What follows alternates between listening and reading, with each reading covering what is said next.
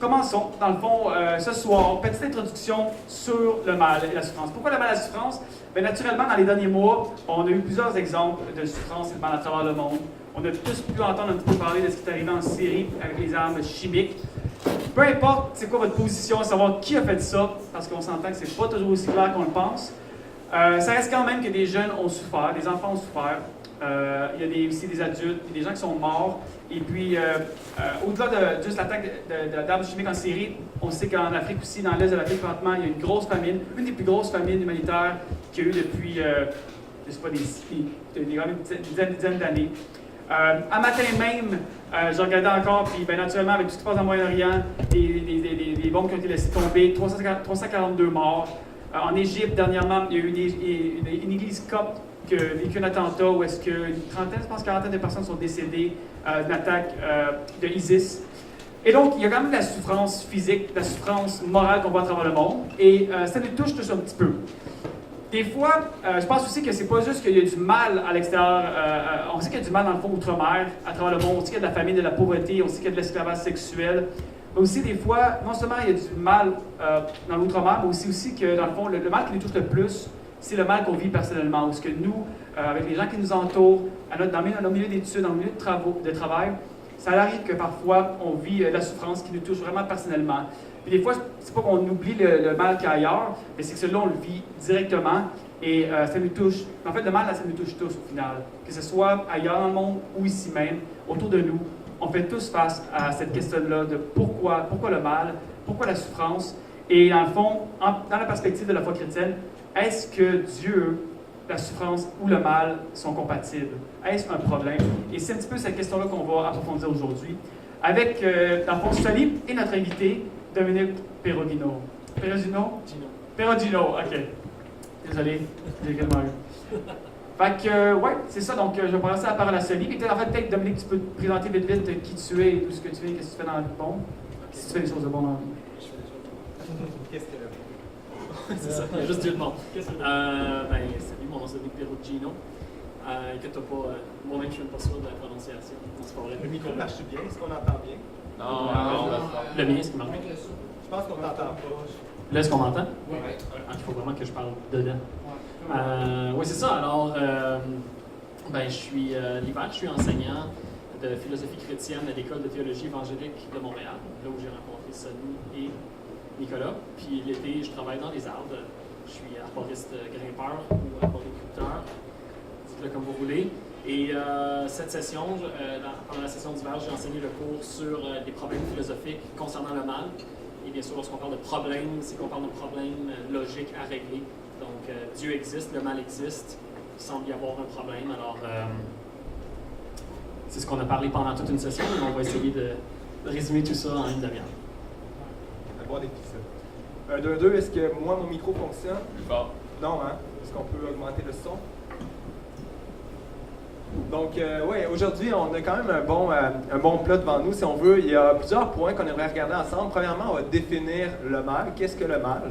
Et puis après ça, on va discuter un petit peu sur deux approches différentes qu'on peut avoir par rapport à cette question-là.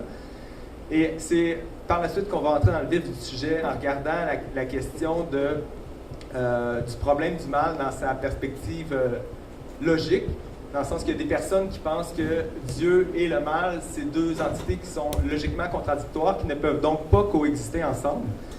Ça, c'est un premier problème qu'on va regarder ensemble. Et le deuxième, c'est la question le problème du mal gratuit.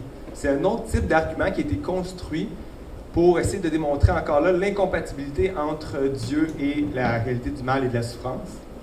Et par la suite, on va terminer avec la théodicée dans une perspective biblique. Théodicée, c'est l'idée que justement, c'est une réflexion sur la justice de Dieu par rapport au bien, plutôt au mal et à la souffrance. Donc, on va finir avec une petite note de qu'est-ce que le message évangélique a à dire par rapport à tout ce sujet-là. Donc, sans plus tarder, on va entrer là-dedans. Premièrement, qu'est-ce que le mal? Bon, qu'est-ce que le mal? En fait, on peut distinguer, il y a plusieurs façons de distinguer les différents mots. Moi, la distinction que j'aime employer, c'est la distinction entre le mal ontologique et le mal moral. Donc, pour ceux qui ne sont pas familiers avec le terme d'ontologie, l'ontologie, c'est précisément la question de qu'est-ce que c'est, qu'est-ce que la chose en soi. Donc, quand on pose la question « qu'est-ce que le mal ?» eh bien, la réponse, c'est que l'ontologie du mal, c'est de n'être précisément rien. C'est-à-dire une privation d'un bien.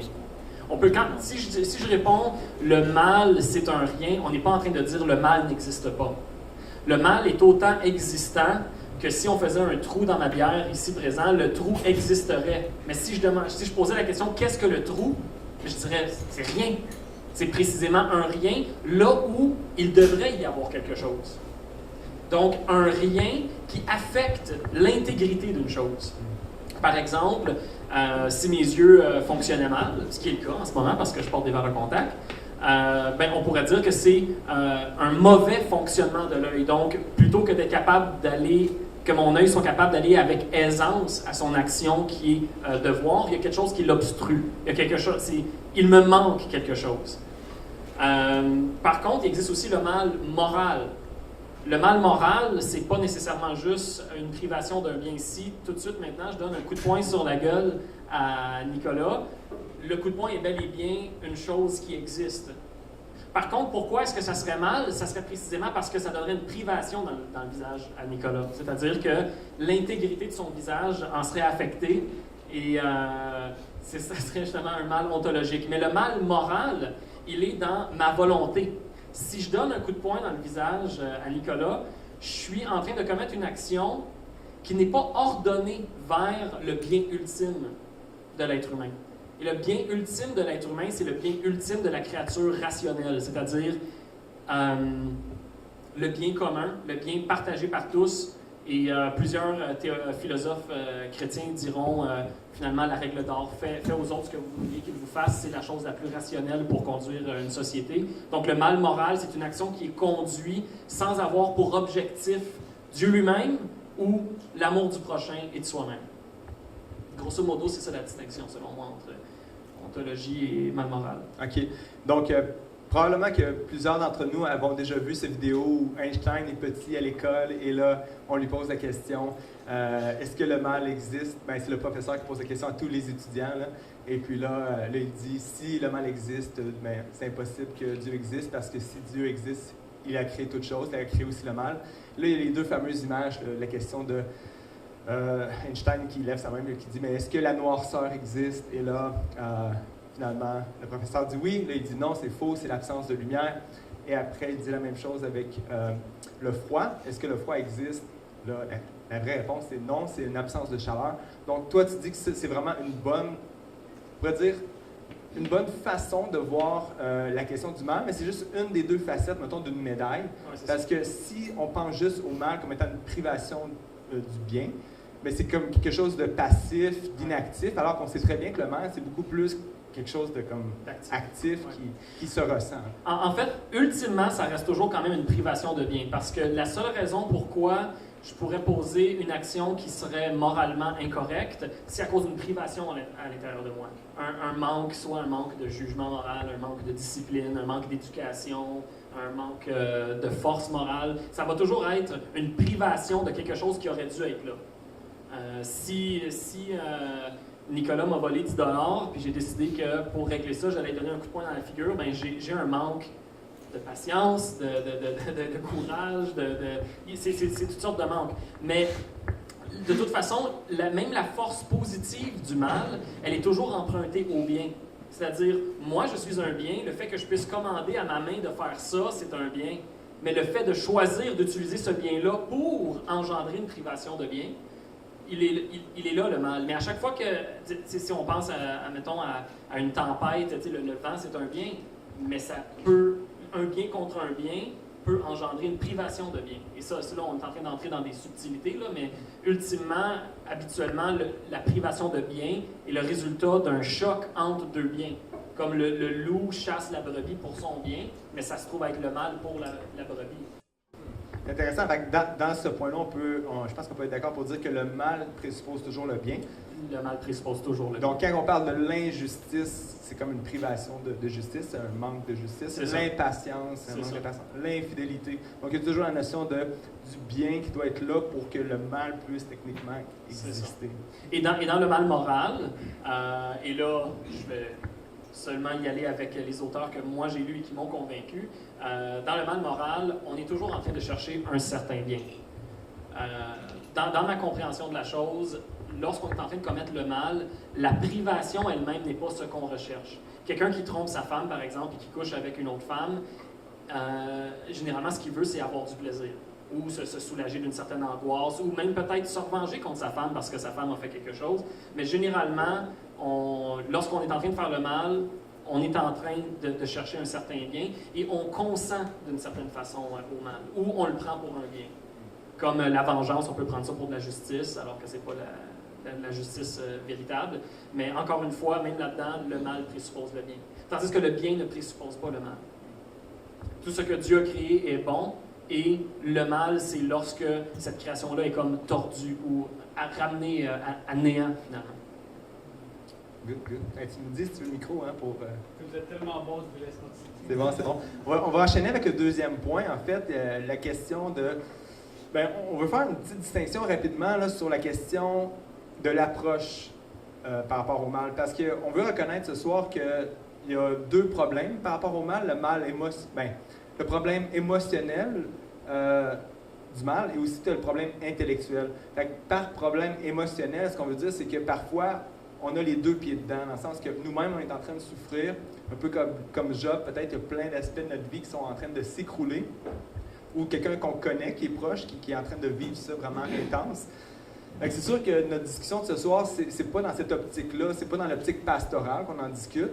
Puis dans cette optique-là, évidemment, la plupart du temps, c'est juste d'être présent avec les personnes qui souffrent, puis de la supporter là-dedans. Mais il y a aussi une autre posture qu'on peut avoir, c'est comme, au lieu de prendre un pas vers l'avant, c'est de prendre un pas vers l'arrière, puis de réfléchir plus dans une perspective intellectuelle, puis philosophique sur le rapport entre le mal et l'existence de Dieu. C'est un petit peu ça qu'on veut faire ce soir, parce que ça a vraiment une valeur dans le sens que si on réfléchit d'avance à cette question-là, une fois qu'on est dedans ou qu'on connaît des personnes qui sont dans des moments de souffrance intense, on est mieux équipé pour passer au travers que si on n'a pas réfléchi à l'avance là-dessus. Donc, faire cette petite distinction entre le problème émotionnel et intellectuel par rapport au mal. Sinon, une des formulations du problème du mal, c'est le mal dans sa perspective logique. Dans le sens que les personnes qui pensent que c'est dans tous les mondes possibles, c'est impossible que Dieu existe en même temps que le mal, que c'est vraiment deux antithèses, au même titre que on ne peut pas dire qu'un carré est rond en même temps, c'est logiquement contradictoire, c'est mutuellement exclusif. Il y a des personnes qui pensent que Dieu et le mal, ça n'existe jamais dans les mêmes mondes. Fait que, qu'est-ce que tu répondrais à une personne comme ça? Oui, un philosophe analytique athée du 20e siècle qui a bien formulé le problème logique du mal, c'est J.L. Mackie. Il le dit comme ça, c'est Dieu est bon, omniscient et tout-puissant, et le mal existe, c'est une contradiction. Par contre, selon les lois de la logique, il n'y a pas vraiment une contradiction. Ça te prend une prémisse supplémentaire pour montrer qu'il y a une contradiction, parce que dans les deux prémisses, il n'y a rien qui a été explicitement affirmé et ensuite nié. Par exemple, si je dis « je suis célibataire et je suis marié », là, il y a réellement une contradiction et en fait, si quelqu'un ne sait pas c'est quoi un célibataire ni un marié, il faut simplement ajouter la prémisse « tous les célibataires ne sont jamais mariés » parce qu'on sait que il n'existe aucun monde possible dans lequel un célibataire est aussi marié. Mais je pourrais aussi dire je suis un bon joueur de tennis et ensuite je ne suis pas un bon joueur de tennis. Ça, c'est une contradiction explicite. Par contre, dans Dieu existe, Dieu est bon, Dieu est tout-puissant et Dieu est omniscient et le mal existe, il n'y a pas une contradiction explicite. Il y a juste comme une tension entre le fait que Dieu est bon et le mal existe. Mais on n'a pas dit Dieu n'est pas bon. On n'a pas dit Dieu n'est pas tout-puissant ou Dieu n'est pas omniscient ou Dieu n'existe pas. Il n'y a pas eu une contradiction explicite. Donc, J.L. Mackie, ce qu'il fait, c'est qu'il amène une nouvelle prémisse pour montrer qu'il y a une contradiction. Et il dit « Un être bon élimine toujours le mal autant qu'il le peut. Et il n'y a pas de limite à ce qu'un être tout-puissant peut faire. » Et là, il dit, maintenant, on a notre contradiction explicite. Si Dieu est bon et qu'il est tout-puissant et omniscient, et qu'un être bon élimine toujours le mal autant qu'il le peut, et que Dieu est sans limite, le mal existe, c'est une contradiction. Et là, Mackie déclare victoire. On a prouvé que Dieu est mort. Il est logiquement contradictoire de croire à la fois que Dieu existe et que le mal existe, et Mackie d'ajouter, et en plus, dans le christianisme, on est obligé de croire les deux. On est obligé de croire que le mal existe. Ça n'existe pas un christianisme qui n'affirme pas qu'il n'y a pas de mal. Alors voilà pour le problème logique. Après ça, il y a la solution. Exactement, comment on s'en sort. C'est assez connu qu'il y a the free will defense, là. Donc la réfutation de cet argument-là basé sur le fait que Dieu a créé des êtres humains libres de faire des choix. Et dans cette optique-là, s'il écrit libre, ces personnes-là vont tôt ou tard, en tout cas, ils vont avoir la possibilité d'utiliser leur libre arbitre pour faire le mal et donc créer la souffrance. Mais développe un petit peu plus dans ce sens-là. Alors, le philosophe qui a le mieux répondu à ce problème-là, c'est Alvin Plantinga, par, comme tu as dit, la free will defense, la défense par le libre arbitre. En fait, dans son livre God, Freedom and Evil de Alvin Plantinga, il commence par nous donner un petit cours de logique pour nous montrer c'est quoi dans le fond une contradiction. C'est un peu ce que j'ai fait tantôt en faisant la distinction entre je suis un bon joueur de tennis, je suis un mauvais joueur de tennis, contradiction, et Dieu est bon, le mal existe, c'est pas une contradiction évidente, ça prend une autre prémisse. Mais Plantinga, il dit il y a une subtilité ici parce que lorsque tu ajoutes une prémisse dans un syllogisme pour montrer qu'il y a une contradiction, il faut que cette nouvelle prémisse-là soit nécessairement vraie. Elle ne peut pas juste être possiblement vraie. Tu pourrais pas dire quelque chose comme admettons que je veux prouver les exemples me manquent, là, j'en ai donné des centaines. Si on parle-tu de réfuter, dans le fond, la réfutation de Plantinga avant Mackie? Non, j'étais juste en train d'essayer de trouver une prémisse supplémentaire qui ne serait pas nécessairement vraie. Donc...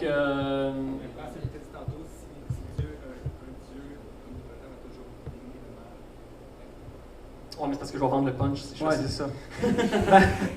On peut vendre le punch, du coup. En fait, disons que je dis je suis célibataire et je suis marié.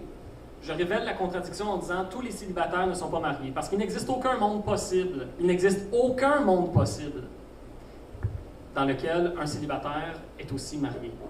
Par contre, si ma prémisse est seulement possible, ça veut dire qu'il y a des mondes possibles dans lesquels il y aurait quelqu'un qui serait célibataire et marié, et d'autres mondes possibles dans lesquels les célibataires ne sont pas mariés. Pour montrer qu'il y a bel et bien contradiction, il faut que tu montres qu'il y a contradiction dans tous les mondes possibles. Parce qu'il y a juste une contradiction dans un monde possible, tu n'as pas vraiment montré une contradiction. Disons que je dis seulement quelque chose comme Sonny mesure 6 pieds 5. Ben, c'est pas vrai, mais c'est pas logiquement impossible dans le sens que on peut imaginer un monde possible dans lequel Sonny mesure 6 pieds 5. Il n'y a absolument aucune contradiction là-dedans. Donc, Plantinga, il dit, il faut que la nouvelle prémisse, un être bon, élimine toujours le mal autant qu'il le peut. Il faut que ça soit nécessairement vrai dans toutes les situations possibles, dans tous les mondes possibles.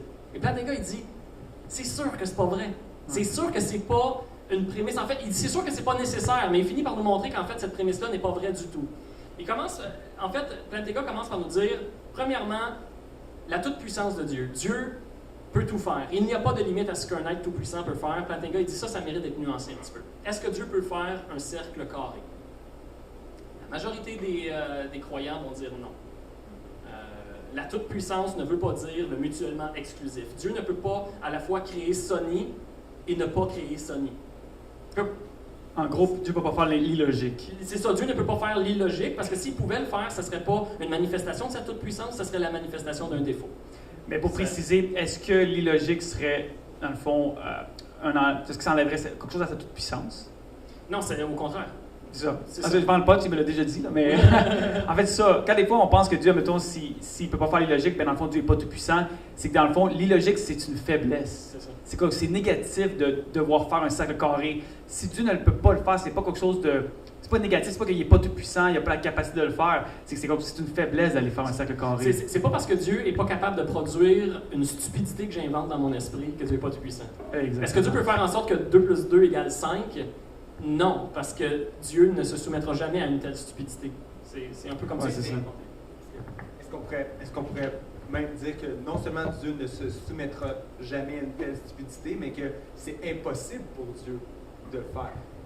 Moi, je pense qu'il y a des choses qu'il est littéralement impossible pour Dieu de faire, comme par exemple, c'est biblique, c'est écrit dans Jérémie qu'il ne peut pas tenir le coupable pour l'innocent. D'autres textes qui disent que Dieu ne peut pas être infidèle, il ne peut pas se renier lui-même. Donc, il y a comme une nature qui le contraint nécessairement à faire certaines choses. Dieu ne peut pas pécher, par exemple. C'est pas juste que ça serait une faiblesse, c'est juste que c'est carrément impossible. Je suis d'accord que c'est impossible, c'est juste que la nuance que j'aime apporter concernant ça, c'est de dire, c'est pas parce qu'on a mis le mot « peut » que ça représente vraiment un réel pouvoir. Dans le sens que le fait que nous, on peut pécher, pardon, mes P sont forts, hein, le fait que nous, on peut pécher, le fait que nous, on puisse pécher, ce n'est pas un pouvoir de plus. Dieu ne peut pas pécher, mais nous, c'est pas qu'on peut faire quelque chose que Dieu ne peut pas faire, c'est que nous, on ne peut pas faire quelque chose que Dieu peut faire, c'est-à-dire ne jamais pécher. Donc, un exemple que j'aime bien, c'est comme dire, j'ai dans ma tête un livre que je veux écrire, le livre peut être écrit par moi.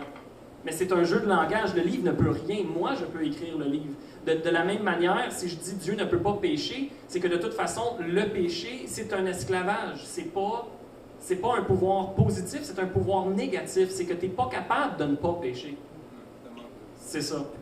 Alors ça, c'est pour la toute-puissance. Qu'en est-il maintenant de la fameuse prémisse qui semble, à la base, intuitive?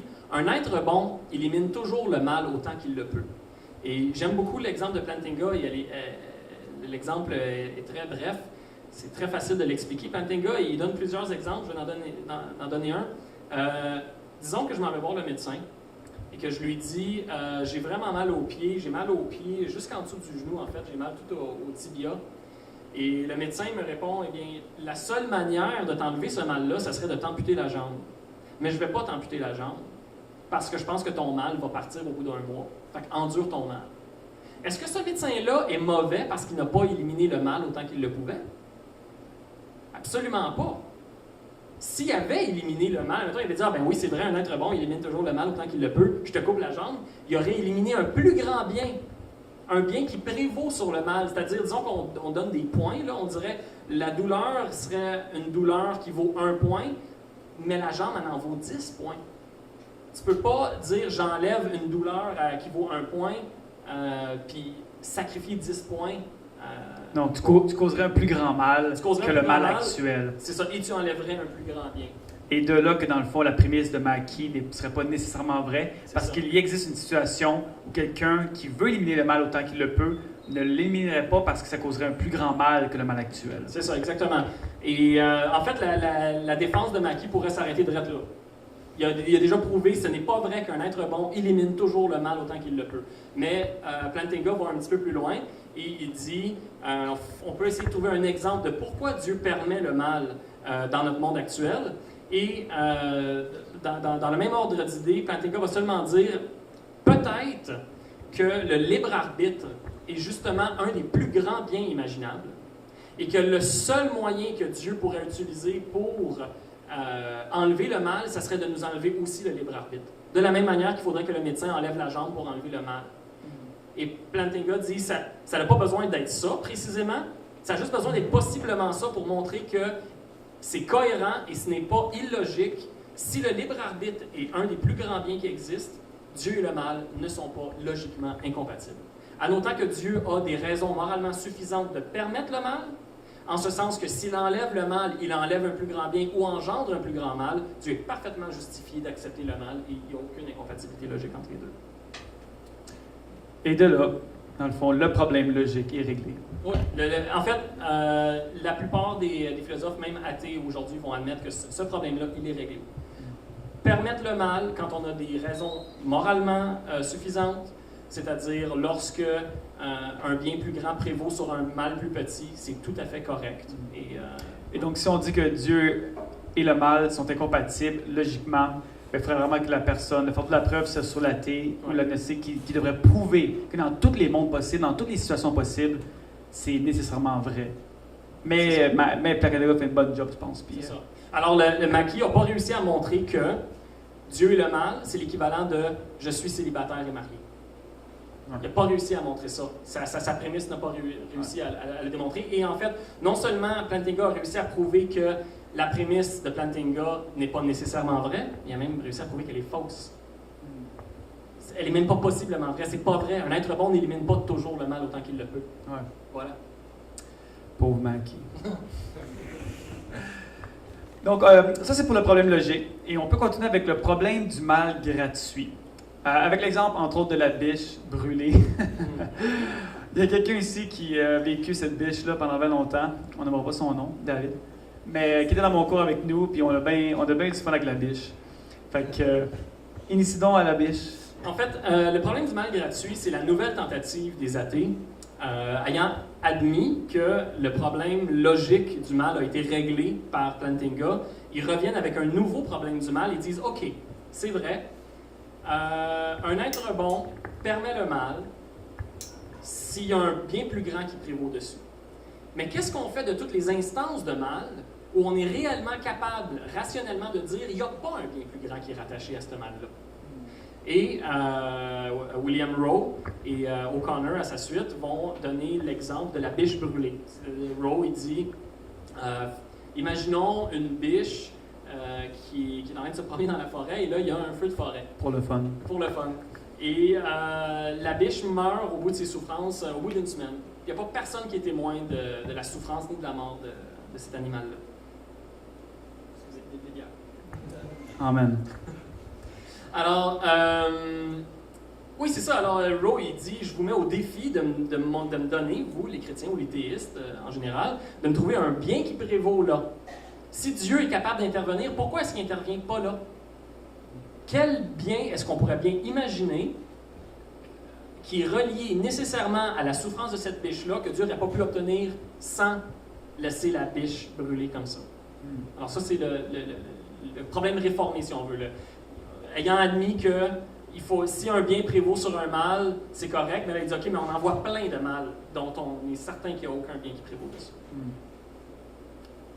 C'est peut-être que la biche va manger par des vers. Ben c'est ça. À première vue, ça peut être déstabilisant. Je pense que ça se lie un petit peu aux événements naturels, justement. On se dit, à quoi ça sert les événements naturels? Les événements naturels causent du mal, donc c'est incompatible avec l'existence de Dieu. On a d'ailleurs reproché à Plantinga de ne pas avoir vraiment répondu au problème du mal naturel.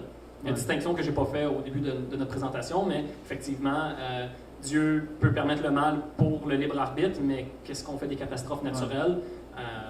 Plantinga n'a pas vraiment répondu. On peut l'excuser, au moins il a répondu au problème de Mackie logique. Ouais, Puis, une des premières réponses qu'on a observées quand j'étais avec ton cours, c'était la réponse sceptique.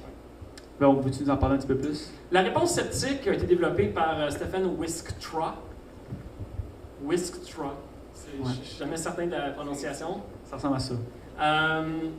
En fait, le théiste sceptique, ce qu'il répond, c'est étant donné la condition épistémique de l'être humain aujourd'hui, avec notre finitude, on est comparable à Dieu à un bébé naissant. C'est comme si on était un bébé naissant devant ses parents. Mettons un bébé de 2 ans. Le bébé de 2 ans, il commence à se promener, tout ça, puis à un moment donné, il tombe dans le garnotte, puis il se retourne vers ses parents en pleurant, puis il est comme « Mon parent est tombé cruel, il n'aurait jamais dû me laisser tomber. » Mais le parent, lui, a accès à des biens que le petit bébé, lui, n'est pas encore capable de comprendre. Pas du tout. Pour l'instant, ça a l'air complètement gratuit que son père ou sa mère l'ait laissé tomber, mais le parent, lui, il se dit, si je l'aide toujours à se relever, ou plutôt si je l'empêche toujours de tomber, il ne va jamais se relever, par exemple. C'est un exemple comme ça. Wisktra, il dit, c'est à peu près la même chose avec Dieu. Dieu, étant omniscient, il a accès à des biens qu'on ne peut même pas imaginer. Donc, on n'est pas autorisé à dire puisqu'il n'apparaît pas qu'il y a des raisons moralement suffisantes pour la souffrance de la biche, donc il n'y a pas de raison moralement suffisante pour la souffrance de la biche. C'est ce qu'ils appellent l'argument cornéa, c'est-à-dire, en français, ça se traduit les conditions d'accès épistémique raisonnables. Donc, qu'est-ce que tu veux dire par épistémique? Épistémique, c'est-à-dire capacité de connaître. Conditions de capacité de connaître. Donc, il manque clairement à l'homme la capacité de pouvoir, ressources, les ressources pour savoir que dans le fond, dans tous les cas, Dieu, c'était un mal gratuit dans le fond. C'est ça. Parce que Dieu est bien au-delà de nous, Dieu est omniscient, Dieu est plus grand que nous, puis il doit bien avoir des raisons pour laisser la biche brûler dans la forêt qui nous sont pas accessibles. Donc, il faut vivre avec. Et puis, bon, ça c'est pour la réponse sceptique. Ouais, ben, on pourrait quand même dire que... Amener juste un point pour clarifier un peu le propos. Les conditions épistémiques seraient réalisées, par exemple, si quelqu'un me demandait est-ce qu'il y a un éléphant dans la pièce ici? Je dis, ben, il n'apparaît pas qu'il y a un éléphant dans la pièce ici, donc il n'y en a pas. Ça serait justement les conditions d'accès épistémique qui seraient respectées. C'est-à-dire, s'il y en avait un, je le verrais. Ouais. Tandis que la question de savoir si Dieu avait des raisons moralement suffisantes de permettre ça, est-ce que je les verrais? Westra, il dit, le chrétien, il ne prétend pas le savoir. Non, pourquoi le mal est permis d'arriver. Et la nuance dont on avait parlé dans notre cours, ouais. Westra va dire aussi, peut-être aussi, et ça va nous amener au prochain point qui est la stabilité, peut-être que c'est pas tant que la souffrance de la biche elle-même, elle est nécessaire pour un plus grand bien. Peut-être que si un être humain était venu sauver la biche, ça aurait été un bien plus grand. Là, il pose la question, Westra dit, c'est peut-être seulement la permission elle-même qui est un plus grand bien. C'est-à-dire que Dieu ne veut pas nous faire vivre dans un monde instable dans lequel toutes les lois de la nature sont constamment suspendues à chaque fois qu'une créature peut souffrir. Ouais. Donc, il y a un feu, ou je tombe en bas du balcon, quelque chose comme ça. On vivrait dans un monde où, je tombe, mais c'est pas grave, Dieu va m'attraper. Ou ouais, comme ça. Ça serait un monde où ça toucherait même le libre arbitre. On pourrait même plus faire des choix moralement Non, c'est ça. Il n'y aurait plus de libre arbitre parce qu'à chaque fois qu'on veut faire un mal ou qu'on pourrait causer un mal, Dieu nous empêcherait. C'est ça. Donc, on serait toujours obligé à faire le bien dans le fond, puis il n'y aurait plus la notion du libre arbitre. Mais comme tu dis, juste le fait que Dieu permette qu'on puisse faire le mal, même si ça peut des fois paraître bizarre ou gratuit, dans le fond, le fait que Dieu nous permet cette capacité-là, c'est un plus grand bien que d'être, dans le fond, pris dans un monde où on n'a plus de libre choix. Là. Puis ça nous amène justement à la réponse par la stabilité du monde, ou est-ce que vraiment un monde dans lequel Dieu interviendrait à tout moment, ce serait ce qu'il y aurait de mieux? Encore une fois, ça enlève le libre arbitre. Ça enlève aussi toute cohérence au monde autour de nous, à la façon dont on perçoit les choses. Et puis, moi, en ayant étudié Leibniz, justement, Leibniz partageait un petit peu son harmonie universelle, qui était un petit peu, justement, cette réalisation de notre monde, dans le fond, qui est cohérent, dans le fond, autant l'écosystème, l'environnement, l'univers. En fait, il y a un plus grand bien que juste une petite nature. Comme la biche n'est pas toute seule dans le monde. Là. Il y a des plus grands biens qu'un être humain, qu'une petite biche. Puis, c'est ça. Un auteur qui est intéressant à lire sur la défense par la stabilité du monde, c'est Peter Van Inwagen, qui dans plusieurs publications, a bien défendu la position. C'est carrément... si on veut justifier Dieu par le fait qu'un bien plus grand prévaut sur un mal plus petit, eh bien, la stabilité du monde est un bien plus grand que la créature elle-même qui souffre. C'est une réponse qui peut sembler froide. Tantôt, on a fait la distinction avec le problème émotif. Mais quand même, je ne peux pas en vouloir à Dieu d'avoir créé la gravité juste parce que je me suis cassé la jambe en skateboard. Non, c'est ça.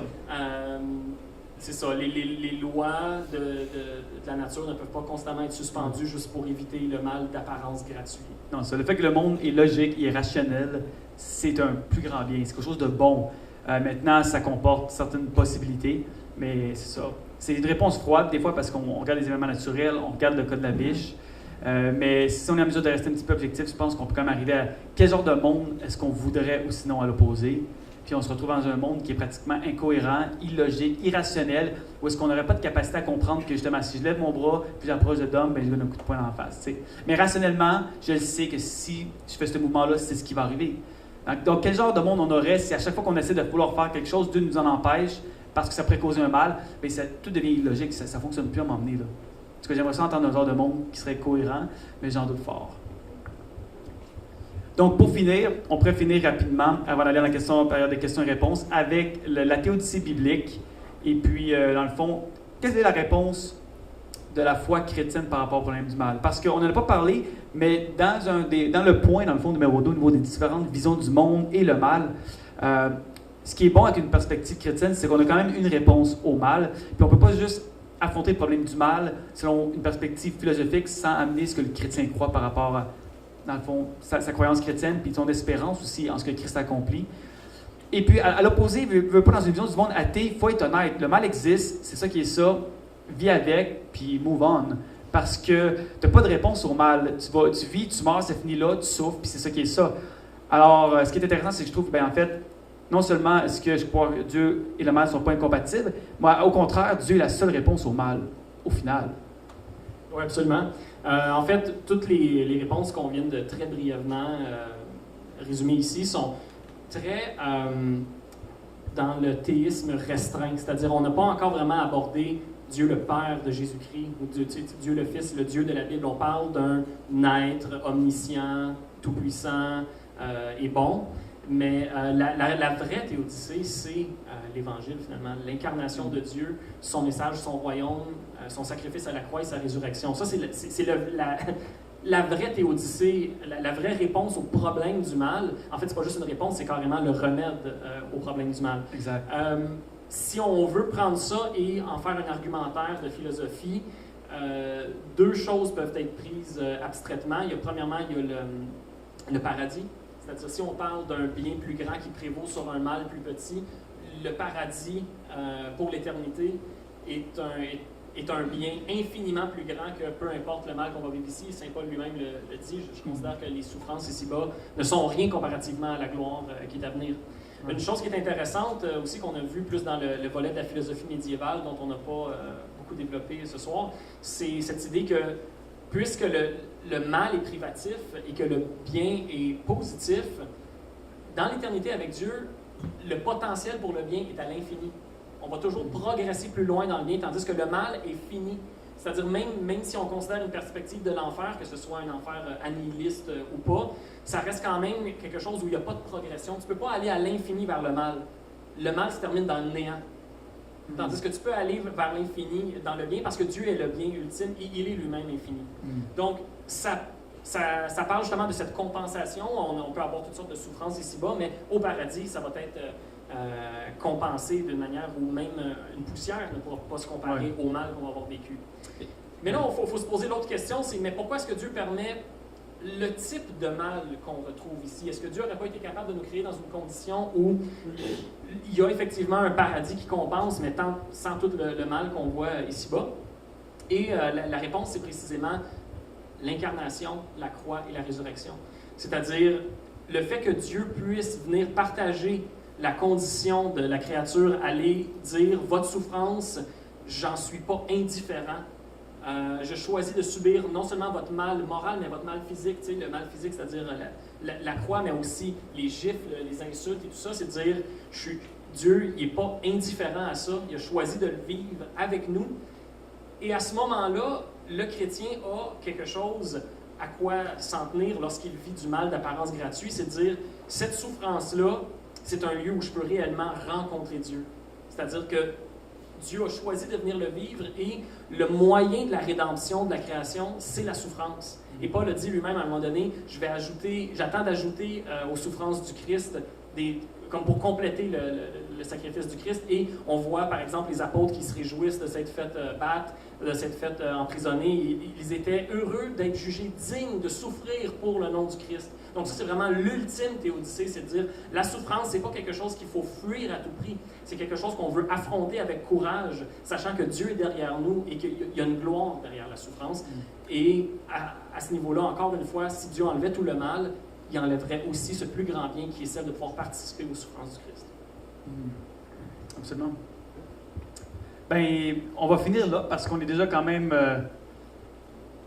on a passé 30 minutes pour la discussion. Donc, si vous avez des